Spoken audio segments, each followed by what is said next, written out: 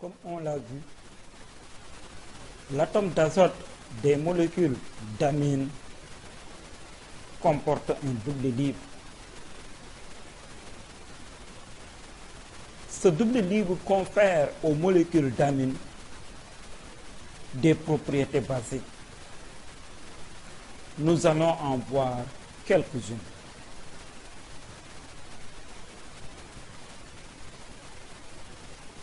Propriétés basiques des amines. La première propriété qu'on va voir, c'est l'ionisation dans l'eau. Et on va faire l'expérience de la conductibilité électrique.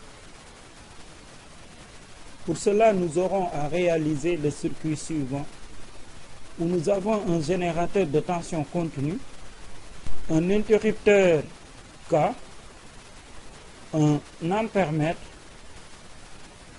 une lampe témoin, un électrolyseur, le tout branché en série. Nous allons commencer par la présentation du matériel.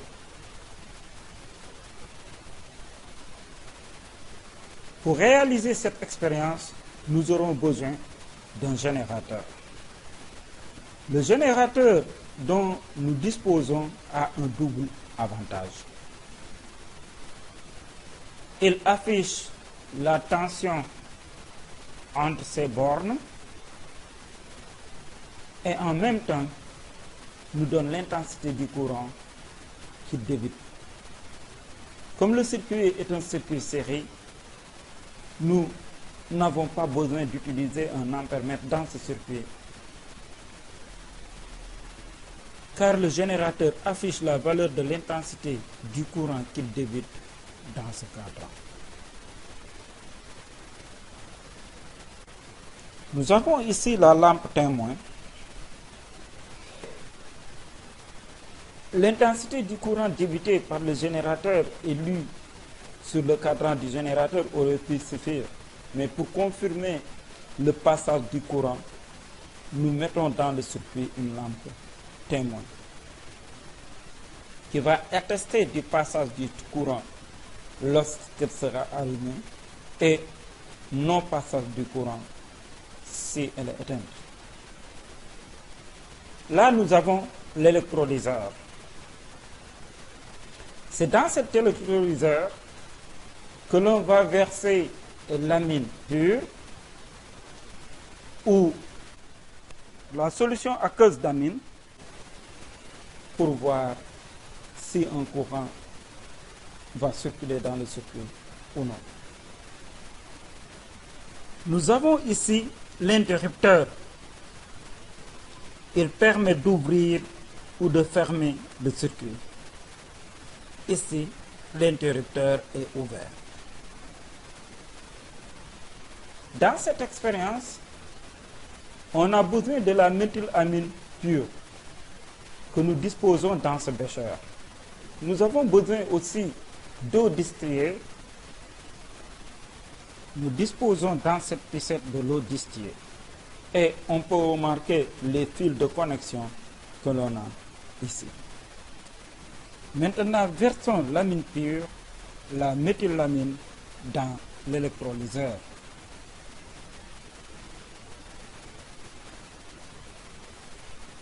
Mettons en fonctionnement le générateur, puis fermons le circuit.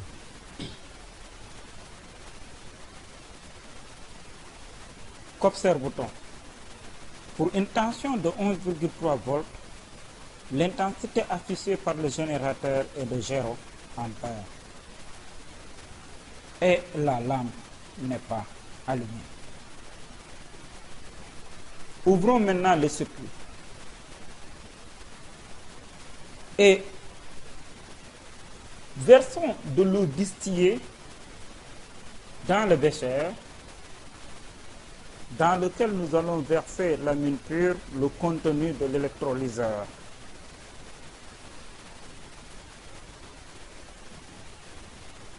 Nous obtenons ainsi une solution aqueuse d'amine.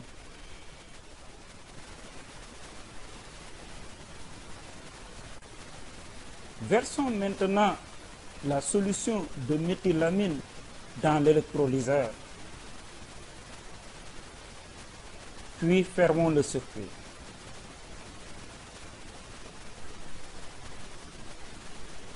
Qu'observe-t-on?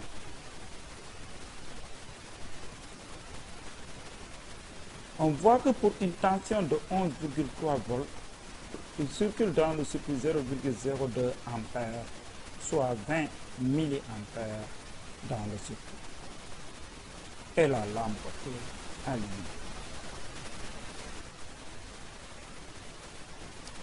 Cette expérience que l'on vient de réaliser, ionisation dans l'eau des amines, nous a montré que l'amine pure ne conduit pas le courant électrique,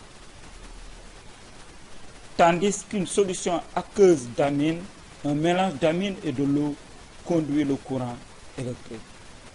Nous pouvons alors tirer les conclusions suivantes. L'amine pure est moléculaire. La solution aqueuse d'amine conduit le courant électrique. C'est une solution ionique. Elle contient des ions. Une mesure du pH montre qu'elle contient des ions hydroxydes. On peut montrer qu'elle contient également les ions méthylammonium. Nous allons donner une interprétation de ces faits expérimentaux. Interprétation.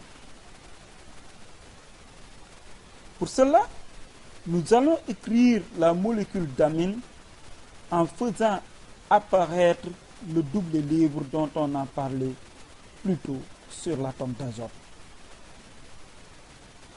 Nous savons que la molécule d'eau, la liaison HO est polarisée. Ce qui fait qu'il apparaît ici un déficit de charge au niveau des hydrogènes delta plus et un excès de charge négative au niveau de l'oxygène de delta moins.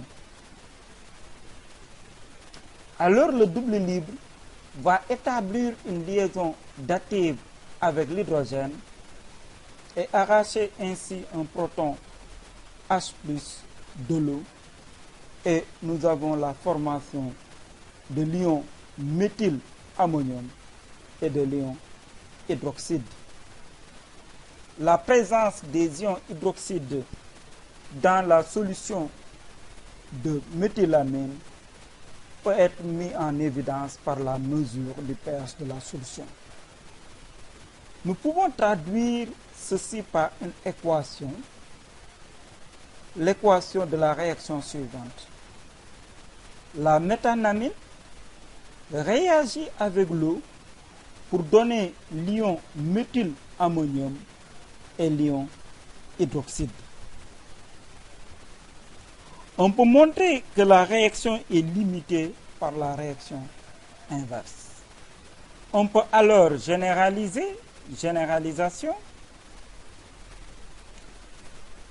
Une molécule d'amine de formule générale CnH2n plus 3n réagit avec l'eau en captant un proton H+ pour donner un ion alkylammonium de formule CnH2n plus 3NH+, plus l'ion hydroxyde OH-. Nous remarquons que l'amine dans l'eau donne l'ion hydroxyde OH-, qui comporte toutes les propriétés basiques. Comme on l'a dit, on peut montrer que la réaction est limitée par la réaction inverse. Nous venons là de voir une des propriétés basiques des amines. Dans la suite, nous en verrons d'autres.